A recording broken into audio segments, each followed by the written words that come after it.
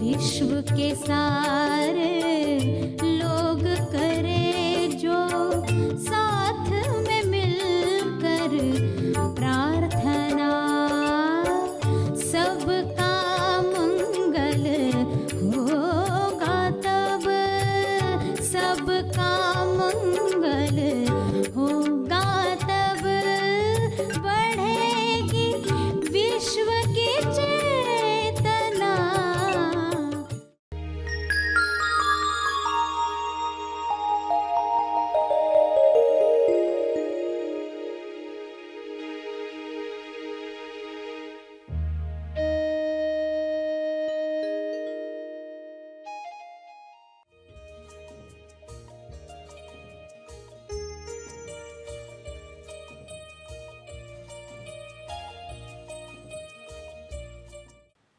मगर आपको ईश्वरीय हास्य जानना है, दिव्य आनंद समझना है। सभी को शुभेच्छा, हैप्पी थॉट्स। तेज ज्ञान फाउंडेशन द्वारा आयोजित ध्यान प्रार्थना बीज बोने के लिए आप सबका स्वागत करते हैं।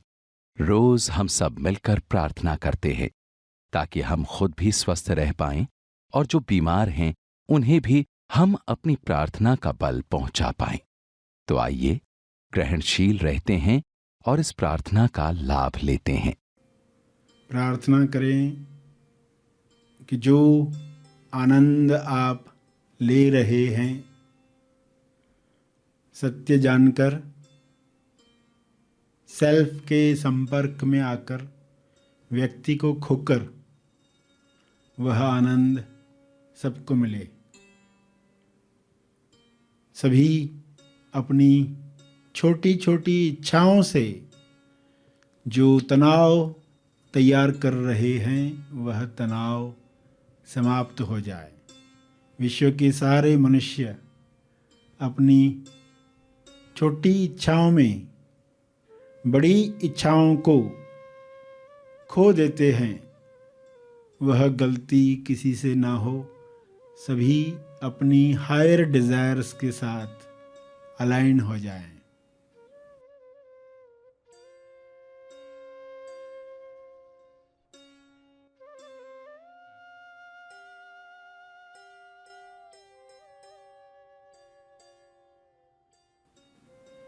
परमात्मा से ये प्रार्थना करें, हे परमात्मा, आपके शुभ्र प्रकाश में शुभ इच्छा सब तक पहुँचे। विश्व के सारे लोग इस हीलिंग लाइट के द्वारा आपकी शुभ इच्छा ग्रहण करें। ये हो रहा है, यह विजुअलाइज करो। आपके विजुअलाइजेशन पावर से सब तक इसे पहुंचने दो। आपके पास जितना भी आत्मबल तैयार हुआ है, उस आत्मबल से सब तक शुभ्र प्रकाश को पहुंचते हुए देखो। पूरे पृथ्वी पर, पूरे ब्रह्मांड पर इस शुभ्र प्रकाश का असर हो रहा है। यह इस प्रकाश में ताकत है। आपका आत्मबल इस ताकत को बढ़ा रहा है। आपका प्रेम, आपकी करुणा किरण बन रही है। इस प्रकाश में एक किरण जोड़ रही है। इस किरण को सब तक पहुंचने दो। देखो इसे होते हुए और शुभ भाव, शुभ शब्दों के द्वारा बढ़ने दो।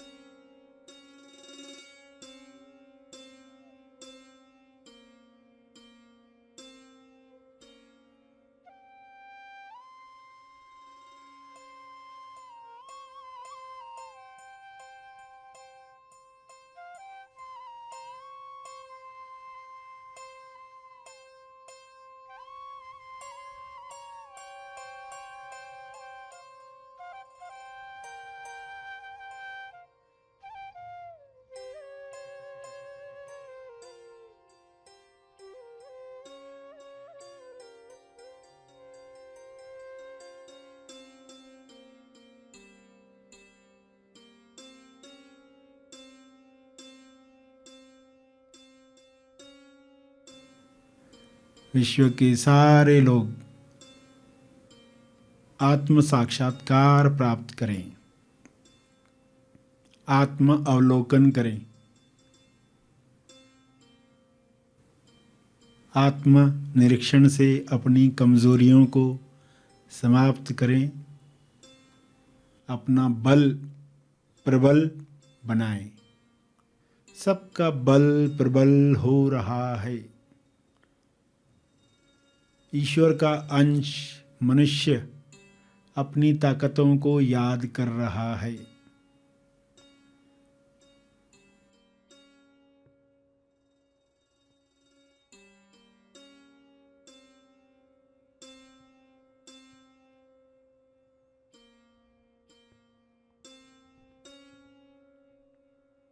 सभी भाईचारे के साथ, प्रेम आनंद मौन के साथ इकट्ठे अभिव्यक्ति कर रहे हैं। जो नहीं कर पा रहे हैं उन्हें मदद कर रहे हैं।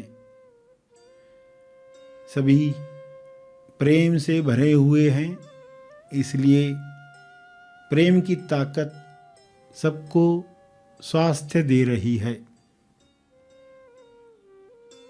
हर बीमारी इस प्रेम में, करुणा में समाप्त हो रही है।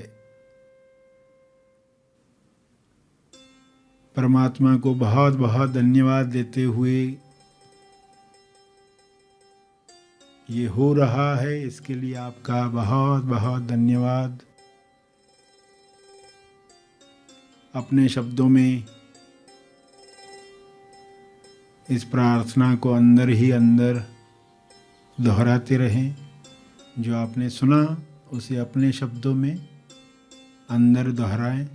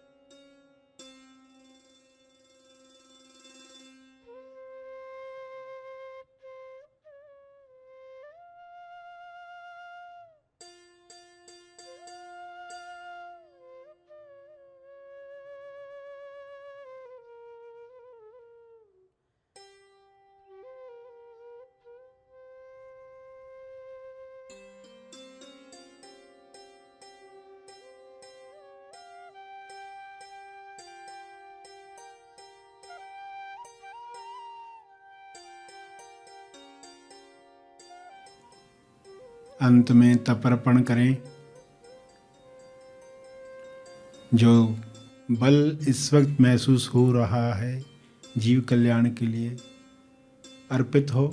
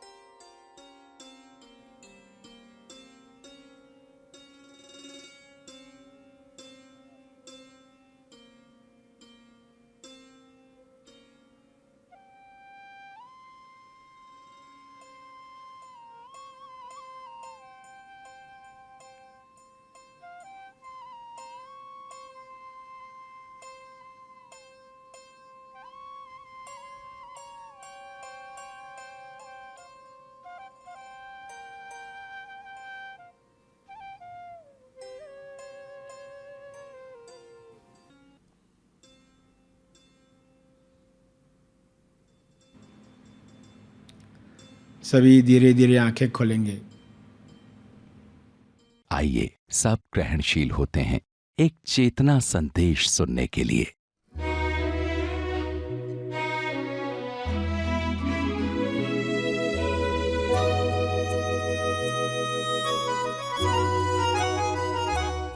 ईश्वर का पहला चुटकुला क्या कि अव्यक्त व्यक्त हुआ और व्यक्ति बना। अव्यक्त, अव्यक्त यानी जो अप्रकट, जो प्रकट नहीं है, और प्रकट होकर व्यक्ति बना। ये व्यक्ति पहला चुटकुला है। क्यों? क्योंकि है नहीं मगर लगता है। जैसे रेगिस्तान में लोगों को पानी दिखाई देता है, जब नजदीक जाते तो पता क्या चलता, था ही नहीं। अंधेरे में कोट टंगा है और लग रहा है कोई खड़ा है, तो है नहीं और लगता है।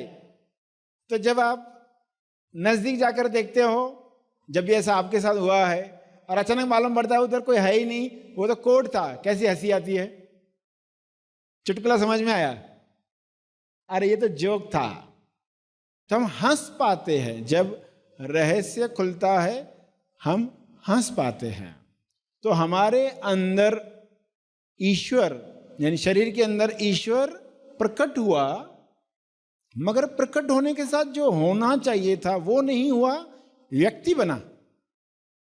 तो ये पहला चुटकुला बना, और ये पहला चुटकुला बनकर उसके बाद और चीजें जुड़ती गई उसके साथ।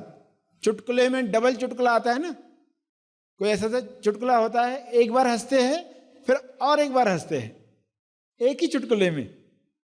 जैसे दो लोग रास्ते में मिले जिनको कम सुनाई देता है, एक पूछता है दूसरे से, क्यों मंदिर जा रहे हो क्या? तो दूसरा कहता नहीं नहीं मंदिर जा रहा हूं। फिर पहला वाला कहता अच्छा अच्छा मुझे लगा मंदिर जा रहा है।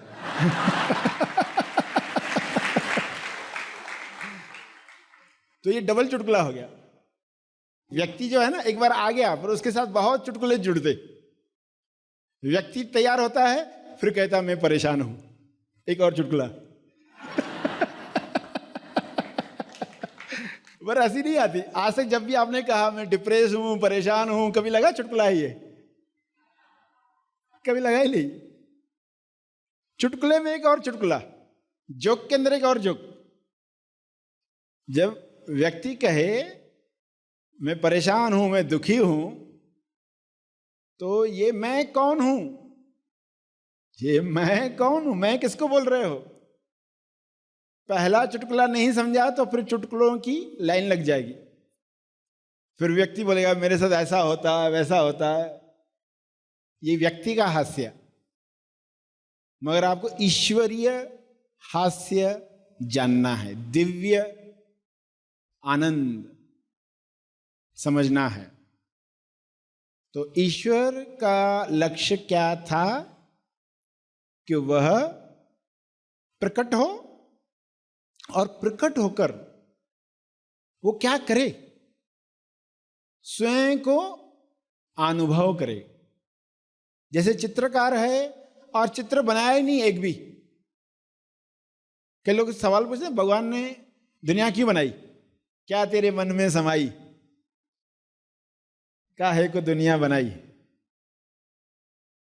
तो एक चित्रकार है, उसने एक भी चित्र नहीं बनाया, और वो आपसे पूछे मैं चित्र बनाऊं क्या, तो आप क्या बोलो, काहे को बना रहे हो?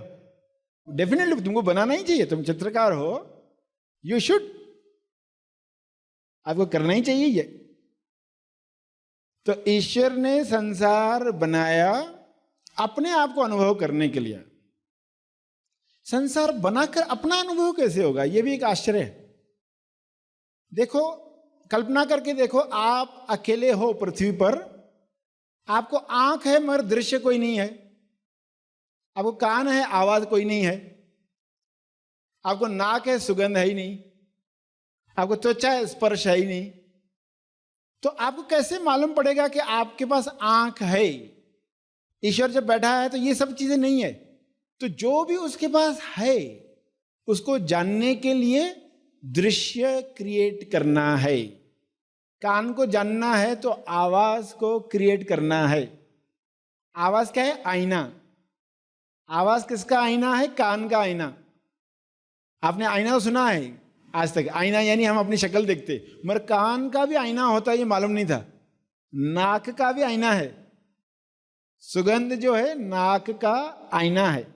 विचार किसका आईना है? फिर विचार सेल्फ का, वो सेल्फ का आईना। उसकी वजह से साक्षी का पता चलता है, साक्षी जागृत होता है।